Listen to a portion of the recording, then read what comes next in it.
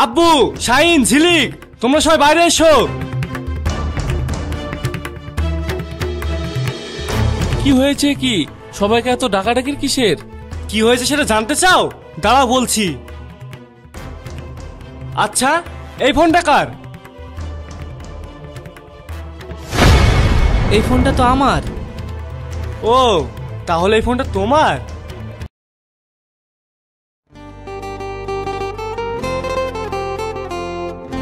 কি রে ঝিলিক, কই তোর হলো? আর কতক্ষণ? এই তো আমার হয়ে গেছে, লিপস্টিকটা লাগালেই ব্যাস। নে নে তাড়াতাড়ি কর।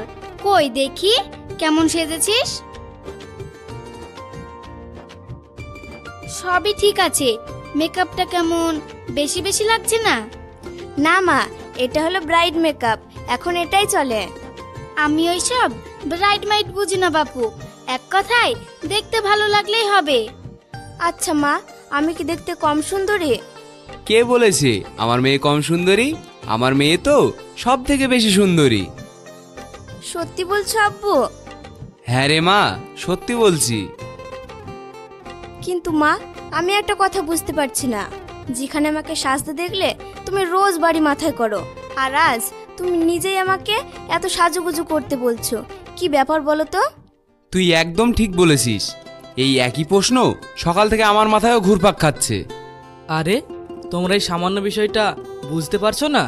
আমার তো মনে হয় মা ঝিলিকের জন্য বিয়ে সম্বন্ধ পাকা করতে যাচ্ছে। এই তো আমি জানতাম, কেউ বুঝুক বা না বুঝুক আমার ছেলে ঠিকই বুঝবে। এই না হলে আমার ছেলে, তুই একেবারে ঠিক ধরেছিস। তার মানে তুমি আমার জন্য বিয়ের সম্বন্ধ ঠিক করতে যাচ্ছ, আর আমাকে না জানিয়ে? কোথায়, কার সাথে, ছেলে কি করে, আমরা তো কিছুই জানি না। জানো না তো কি হয়েছে, এবার জানবে। তাহলে শোনো। এবার বলো। তাহলে শোনো, আমি আমার ভাইপো সুরজের সাথে আমার একমাত্র মেয়ে ঝিলিকের সাথে বিয়ে দেবো ভাবছি। সুরজ? কিন্তু হঠাৎ করে সুরজের সাথে কেন মা? সুরজের সাথে বিয়ে দিয়ে আমাদের কি স্বার্থ? স্বার্থ? স্বার্থ তো অবশ্যই আছে। একটা কথা তোরা সব সময় মাথায় রাখবি, আমি তোর মা স্বার্থ ছাড়া কোনো কাজ করি না। উফ, অত হিয়ালি করো না, যেটা বলবে পরিষ্কারভাবে বলো। আচ্ছা বাবা, বলছি শোনো। আমার আব্বার 150 বিঘি সম্পত্তি ছিল, আর আমার আব্বা মরে যাওয়ার আগে সেই সম্পত্তি আমাদের 2 ভাই বোনের নামে দিয়ে গেছে। আমি যেহেতু মেয়ে, তাই সম্পত্তির 3 ভাগের 1 ভাগ আমাকে, আর বাকি 2 ভাগ আমার ভাইকে। মানে 50 বিঘা আমার নামে আর 100 বিঘা আমার ভাইয়ের নামে দিয়েছে। সেটা না হয় বুঝলাম, এর সাথে ঝিলিকের বিয়ের কি সম্পর্ক? আগে আমার কথাটা পুরো শোন, তারপর না তুই বলবি। আচ্ছা বেশ, বলো। আমার ভাইয়ের একমাত্র ছেলে হলো সুরজ, আর আমার ভাইয়ের মরে যাওয়ার পর ওই সব সম্পত্তির মালিক হবে সুরজ। তাই যদি একবার সুরজের সাথে ঝিলিকের বিয়েটা দিতে পারি না, তাহলে সুরজের সাথে সাথে ঝিলিক ওই সম্পত্তির মালিক হবে, আর আমার মেয়ে রাজরানী হয়ে থাকবে। তুমি সত্যি বলছো মা? এইসব কথা তুমি তো আমায় আগে কখনো বলনি। বলিনি কারণ সুরজ এতদিন লেখাপড়ার জন্য বাইরে ছিল, আজ 2 দিন হলো বাড়ি ফিরেছে। তাই আমি ভাবলাম কেউ বলার আগে আমি আগে আগে গিয়ে সম্বন্ধটা পাকা করে ফেলি। তাহলে আবার কেন, দেরি না করে তাড়াতাড়ি চলো। হ্যাঁ মা, আব্বু ঠিক বলেছে। নইলে আবার আমাদের আগে গিয়ে অন্য কেউ যদি ওই 100 বিঘা সম্পত্তির মালিক হয়ে যায়। না না, একদম সেটা হতে দেওয়া যাবে না। চল চল, তাড়াতাড়ি চল।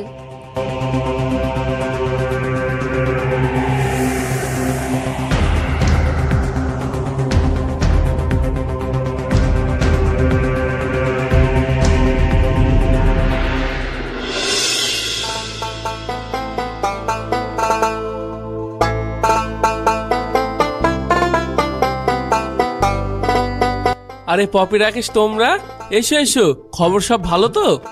হ্যাঁ হ্যাঁ ভাই, তুমি ভালো আছো তো? এই চলে যাচ্ছে, আয় বস।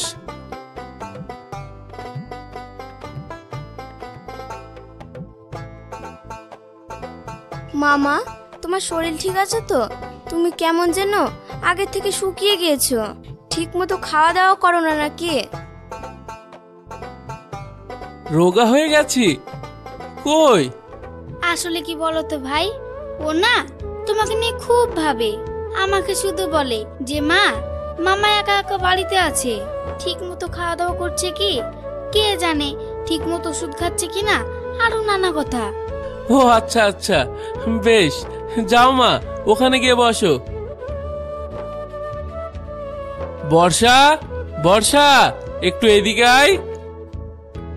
হ্যাঁ বাবু বলেন। সবার জন্য একটু শরবতের ব্যবস্থা কর। ঠিক আছে বাবু।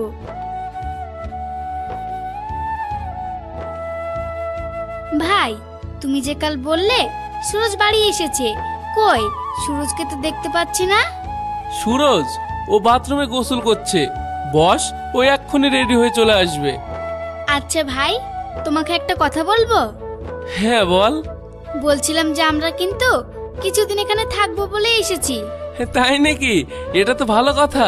তোদের যতদিন ইচ্ছা তোরা এখানে থাক, এতে আমার কোনো আপত্তি নেই। সত্যি বলছো? দেখেছিস, আমি তোদের আগেই বলেছিলাম আমার ভাই আর 5 জনের মতো না, আমার ভাই খুবই ভালো। আমরা যদি এখানে কিছুদিন কেন কিছু মাসও থাকি তাহলেও ভাইয়ের কোনো আপত্তি নেই, কি বলো ভাই? না না, এতে আবার আমার আপত্তি কিসের? ওই তো সুরজ আসছে।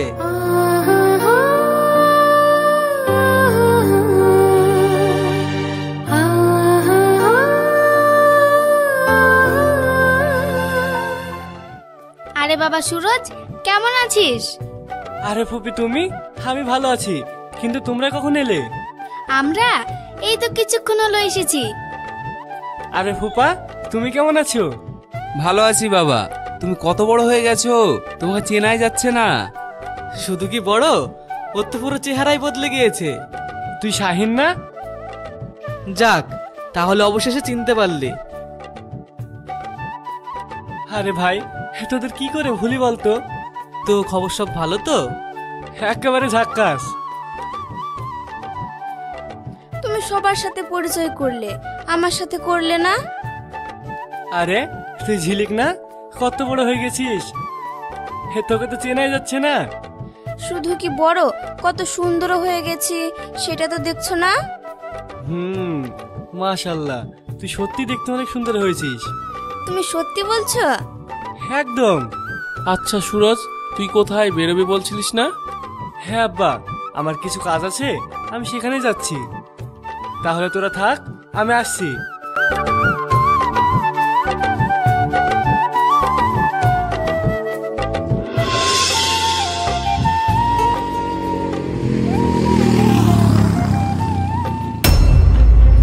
এই যে মশাই, দাঁড়ান বলছি। আপনার সাহস তো কম না, আপনি দেখে রাস্তা চলতে পারেন না। আপনি কি আমায় বলছেন? অদ্ভুত ব্যাপার, আপনাকে বলবো না তো কাকে বলবো? আশেপাশে তো কাউকে দেখছি না, নাকি আপনার আমাকে দেখে টেরা মনে হচ্ছে? তা অবশ্য লাগছে না, দেখে তো মনে হচ্ছে খুব সুন্দরী। আচ্ছা, আমি যে সুন্দরী সেটা দেখতে পাচ্ছেন, আর এটা দেখতে পাচ্ছেন না?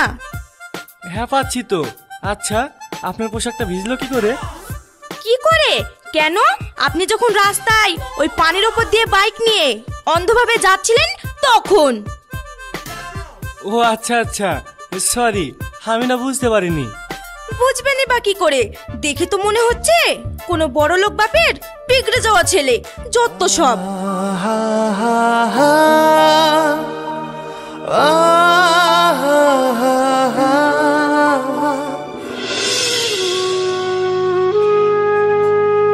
আসবো ভাই?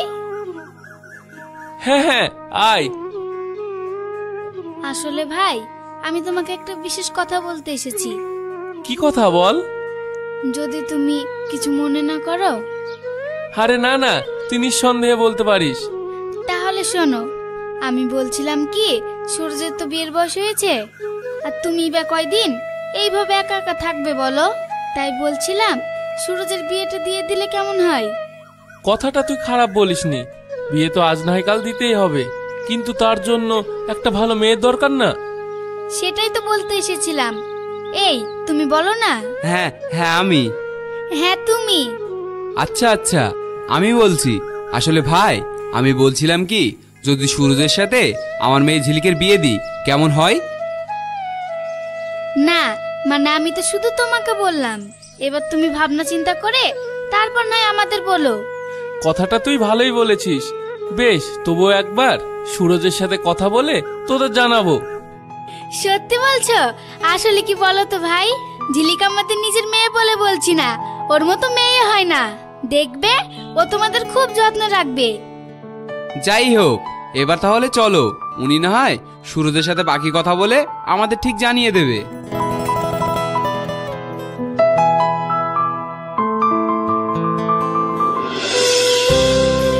আচ্ছা ভাই, তুমি সুরজকে যেন কি একটা কথা বলবে বলছিলে না, বলেছো? না না, ওর সাথে তো তখন কথা বলার সুযোগই হয়নি। তখন সুযোগ হয়নি তো কি হয়েছে, এখন বলো। আচ্ছা, তোমরা তো অনেকক্ষণ ধরে আমাকে কিছু একটা বলার জন্য বলছো, কথাটা কি সেটা আমি জানতে পারি কি? আপনাকে কিছু দেব? না, লাগবে না। আসলে বাবা, বলছিলাম কি, আমার তো বয়স হয়েছে, আর কতদিনই বা এইভাবে একা একা থাকবো বল।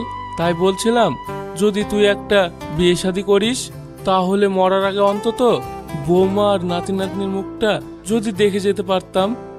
আব্বু, তুমি হঠাৎ করে এই কথা বলছো কেন? ভাই তো ঠিকই বলেছে। আমি বলি কি, তুমি বাবা এই বিয়েতে রাজি হয়ে যাও। আর তাছাড়াও পাত্রী যখন ঠিকই আছে। পাত্রী ঠিক আছে মানে? হ্যাঁ, কেন তুই জানিস না? না। এই তো সামনেই বসে ঝিলিক। সত্যি বলছি ভাই, একবার যদি তুই ঝিলিককে বিয়ে করিস না, তাহলে তোর ভাগ্য পুরো বদলে যাবে। এই রে, কাজ ছেড়েছে। এখন যদি আমি বিয়ে করি এই মেয়ের সাথে, তাহলে সারা জীবনের মতো আমার লাইফ এখানে ফুল স্টপ হয়ে যাবে। না না, এদের হাত থেকে যেভাবেই হোক আমাকে নিজেকে বাঁচাতেই হবে। কি রে বাবা, কি ভাবছিস? আসলে আব্বা, হয়েছে কি, আমি কি করে ঝিলিককে বিয়ে করি বলো তো? কেন, আমার মেয়েকে বিয়ে করতে তোমার অসুবিধা কোথায়? অসুবিধা বলতে এটাই যে আমি না একজনকে ভালোবাসি। তাকে আমি কথা দিয়েছি যে আমি তাকে ছাড়া অন্য কাউকে বিয়ে করব না। তাই আমি এখন যদি অন্য কাউকে বিয়ে করি তাহলে আত্মহত্যা করে মরে যাবে। হোয়াট? এসব তুমি কি বলছো? আমি সত্যি বলছি।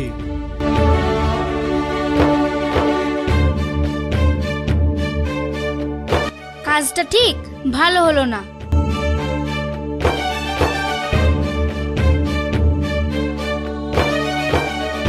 যা বাবা, এদের আবার কি হলো? ওদের কথা ছাড়, তুই আগে আমার কথা শোন। তুই কি সত্যি সত্যি কাউকে ভালোবাসিস? হ্যাঁ, বাসি তো। তাহলে তুই একটা কাজ কর, কালকে ওই মেয়েকে আমার বাড়িতে নিয়ে আয়, আমি ওকে দেখবো। ঠিক আছে।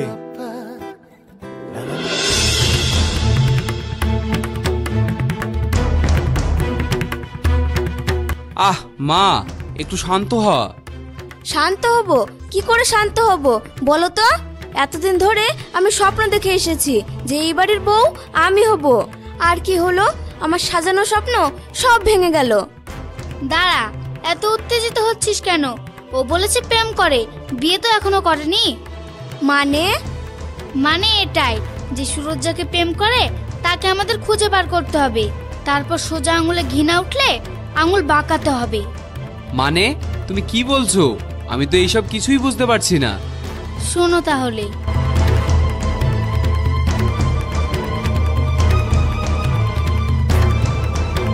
কি হলো, বুঝেছিস তো?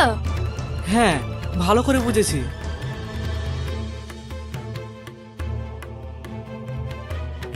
ও আচ্ছা।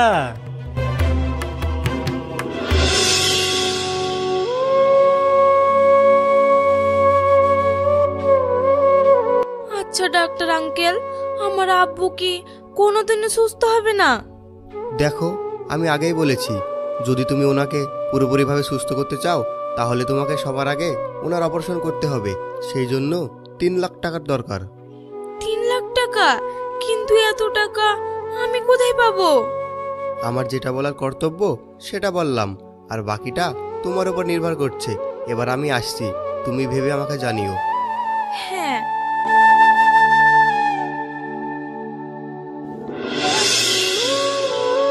সবই তো শুনলে। এবার ভাই আমাকে এত বড় সমস্যা থেকে বাচ্চা রাস্তা খুঁজে দে। হ্যাঁ, আমি সবই বুঝলাম। সবার আগে আমাদের যেটা করতে হবে সেটা হলো একটা মেয়ে খুঁজে বার করতে হবে। মেয়ে? মেয়ে দিয়ে কি হবে? আরে বোকা, তোর তো একটা নকল বউ লাগবে নাকি? সেই জন্য তো একটা মেয়ে দরকার, তাকে তোর বউ বানিয়ে নিয়ে যাবি। ও হ্যাঁ হ্যাঁ বুঝেছি, কিন্তু মেয়ে পাবো কোথায়? আমার হাতে একটা মেয়ে আছে যার অনেক টাকা প্রয়োজন, আর সে টাকার জন্য এই কাজটা করলেও করতে পারে। যত টাকা লাগবে আমি দেব, তুই যেভাবে হোক ওই মেয়েটাকে আসতে বল ভাই, প্লিজ প্লিজ। বেশ বেশ।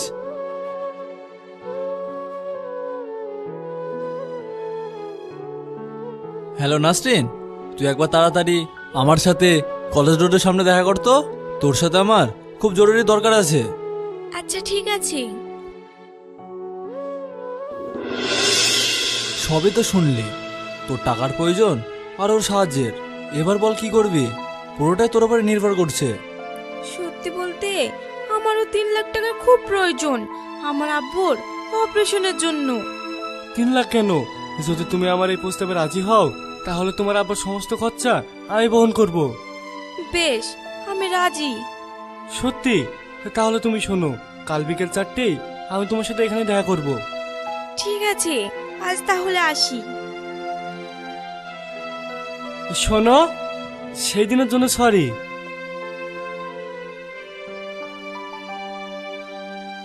তাহলে আবার কেন? আমার কাজ শেষ, এবার বাকিটা তুই সামনে নে। চল।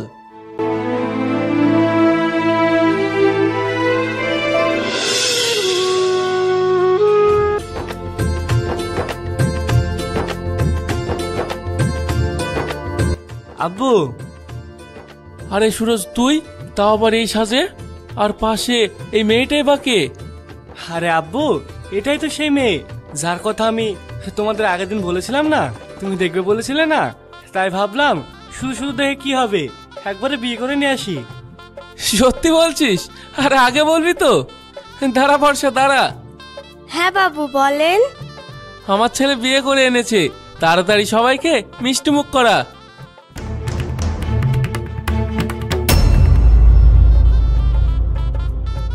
চলো নাসরিন, তোমাকে এবার সবার সাথে পরিচয় করিয়ে দিই। এই যে সামনে দাঁড়িয়ে